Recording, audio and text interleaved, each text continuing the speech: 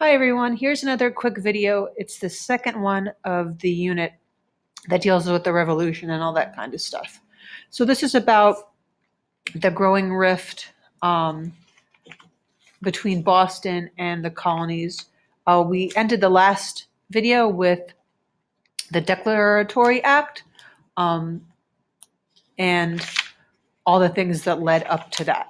So now there's like a second stage of more acts and things that lead to the revolution.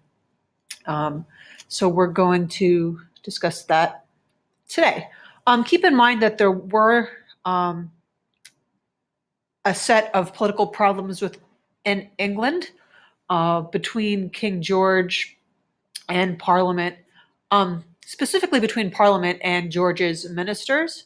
And this chaotic political situation wasn't really helping what was going on over here either. We're not really going to get into that, but just so you know, are aware of that. So we have more tensions in Boston. It seems like Boston is the center of all of this. So there were these Townshend duties, and they were another tax on paper, lead, painters, colors, basically paint, and tea. Colonial protests came up about these acts, and as to be expected, they were led by Massachusetts. Its House sent a letter that was written by Samuel Adams to each colony, and it objected to the Townshend duties. Under instructions from England, Governor Barnard dissolved the legislature in Massachusetts after it refused to rescind the letter. So while we go through this today, I want you to think about what we learned in the first unit about the importance of early legislatures and the House of Burgess, for example, and how important it was for representative government even since the 1600s. So when Parliament, or the British Crown in some way, stops the representation in the legislature, how that is really going to bother the colonists. So things don't stop.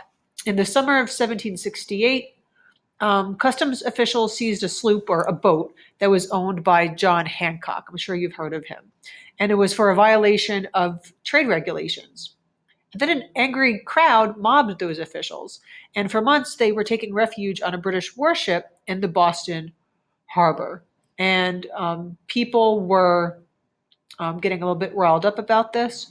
And to many, there were beliefs that English were basically plotting to destroy our liberties. And on October 1st of 1768, the Redcoats, which is the nickname for the British soldiers, marched into Boston without any resistance. So from that point, the main tactic of the protests against the Townshend Acts became economic boycotts. In Boston, New York, Philly, both merchants and consumers made all these agreements pledging to neither import nor to use British goods. They would hope that this would be effective for them. The southern colonies also eventually adopted non-importation agreements in 1768. And this is symbolic because, and it's significant as well, because it's a new step towards an intercolonial union. This is all different colonies from both the North and the South working together to make their point effective against the British. So I don't have that written on this slide, but that's something you probably want to note. Then by March 5th of 1770, Parliament repealed all of the Townshend duties except the one on tea. So this may have a little flashback to the Stamp Act where they repealed it, but there's always that asterisk. That asterisk was, but not on tea. And on that same evening in March, British troops were firing on an unruly crowd of citizens, basically citizens protesting. 5 bodies were laying in the street when all is said and done. And this is known commonly as the Boston Massacre. Thomas Hutchinson, the new governor, ordered the Redcoats out of town and arrested the officer and the soldiers involved in the Boston Massacre. They were later acquitted because of two people you may have heard of. Well, one you definitely heard of, John Adams, and then it says John Quincy Jr. That's a mistake. This should say, oops, I'll fix it later. That should say Josiah. What did I just do? That should say Josiah Adams. Now, you may think that's weird because isn't John Adams known as being, a patriot against the British in the Revolution? And he was. This is an early stage. Oh, this is the wrong one. I'm wasting your time, but I'm not going to restart this. Here we go. So you can use this time to write some notes or something.